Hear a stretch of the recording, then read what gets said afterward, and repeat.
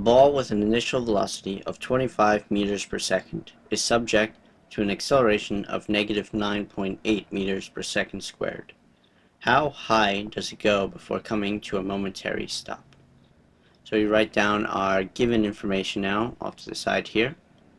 So we know that the ball has an initial velocity, v0, of 25 meters per second.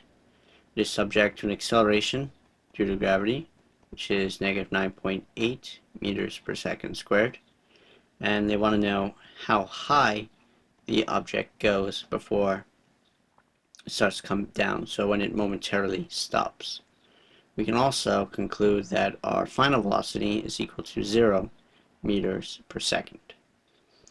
So of the three kinematics equations, we have v equals v0 plus at, v squared equals v0 squared plus 2a delta x, and x equals x0 plus v0 t plus 1/2 a t squared.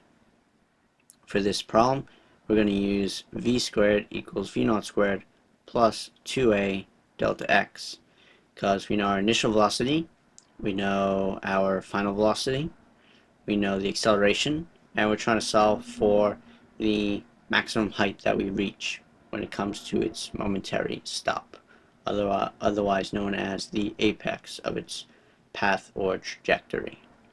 So we're going to rewrite our equation down again. V squared equals v0 squared plus 2a delta x. We now have to solve for delta x on its own. So we're going to subtract v0 squared from both sides, giving us 2a delta x is equal to v squared minus v0 squared. And finally, we're going to divide both sides by 2a, leaving us with delta x alone on the one side, equaling v squared minus v0 squared over 2a. Now, if we plug in all of our given values, we have a negative. First off, this is 0, so it's 0 meters per second. So we can automatically cancel that out.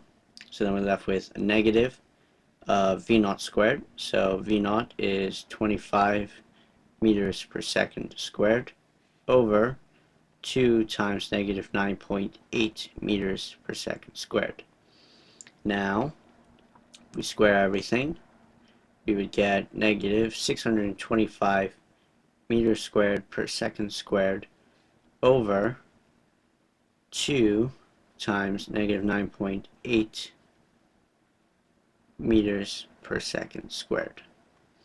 Now, two negative signs will cancel each other out, giving us a positive change in our position, which we could interpret because we know our object is going up from ground level, which we consider to be an initial position of 0 meters. So our change in our position should be positive, which will be correct here. Now, if we just simply carry out the multiplication of 2 times the negative 9.8 and then divide negative 625 by that value, we would find that our height that we go to, the distance above the ground for us to momentarily stop, is roughly 32 meters.